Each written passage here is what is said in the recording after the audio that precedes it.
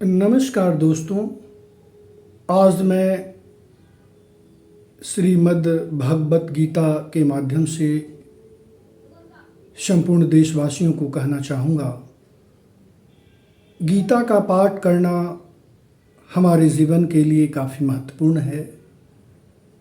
जो भी बाधाएं आती है, जो भी समस्याएं आती है, अगर हम गीता का पाठ करेंगे तो निश्चित रूप से ये समस्या दूर हो जाएगी।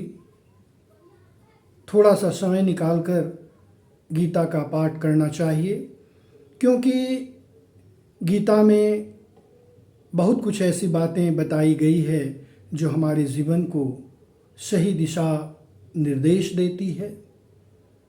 गीता में बतलाया गया है कि किसी का मोहताज नहीं होना चाहिए, क्योंकि अगर आप किसी का मोहताज हो जाते हैं तो आप अपने लक्ष्य को प्राप्त नहीं कर सकते हैं और आप उसका गुलाम बन जाते हैं। इसलिए इस बात को ध्यान में रखते हुए आप अपने जीवन को आगे बढ़ाएं। अगर आप में प्रतिभा है तो उस प्रतिभा को निखारने का प्रयास करते रहना चाहिए। मोहताज आपको पंगु बना देता है। घर में है, बाहर में, हर जगह आपको पंगु बना देता है। इसलिए प्रयास यह होना चाहिए कि आप अपने जीवन को बेहतर बनाने चाहते हैं तो स्वयं अपना मेहनत करें और आगे बढ़ें। अपने जीवन को उस लक्ष्य तक पहुंचाएं जिससे आगे का पीढ़ी का जीवन अच्छा व्यतीत हो। गीता में बहुत कुछ ऐसी बातें बताई गई। जब महाभारत का युद्ध हो रहा था कौरव और पांडवों के बीच, तब अर्जुन भगवान श्री कृष्ण से कहते हैं कि मैं कैसे उन लोगों पर बाण चलाऊं, वो तो अपने हैं, सगे हैं, संबंधी हैं।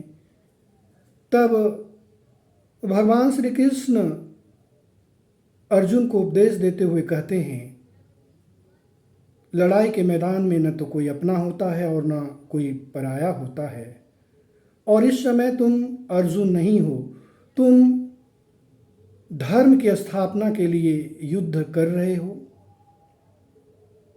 जिससे आने वाला पीढ़ी तुमको सदैव याद करेगा।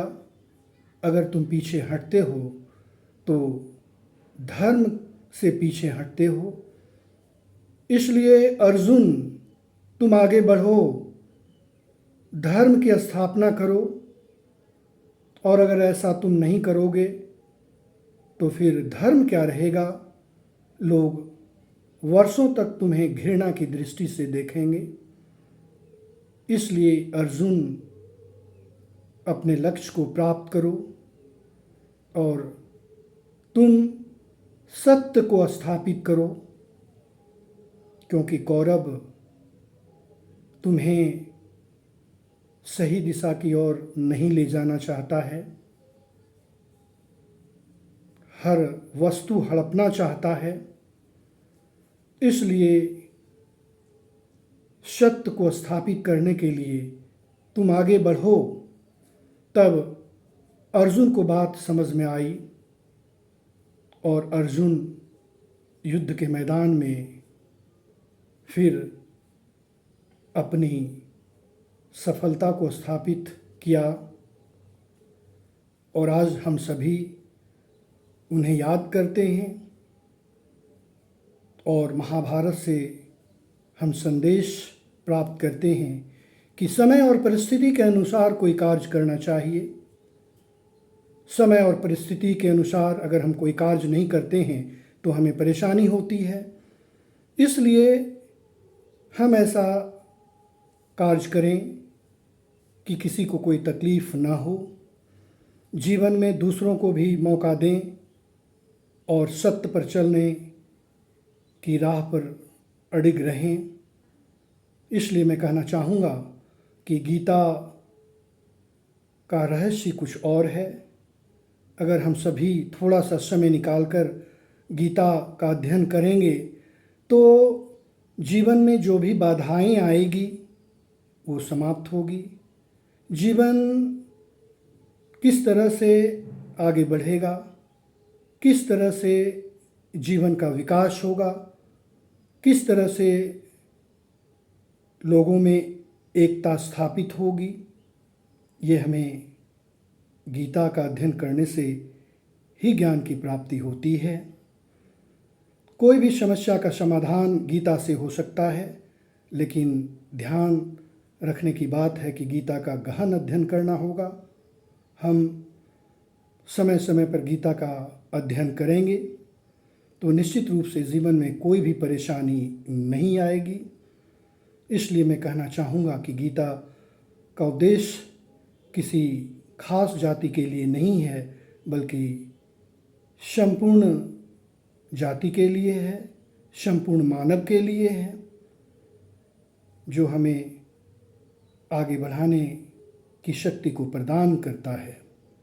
अंत में मैं कहना चाहूँगा कि इस व्यू को लाइक करें, सब्सक्राइब करें और शेयर अवश्य करें, जिससे ये बात, ये मैसेज लोगों तक पहुँचे और जीवन आनंदपूर्वक व्यतीत हो।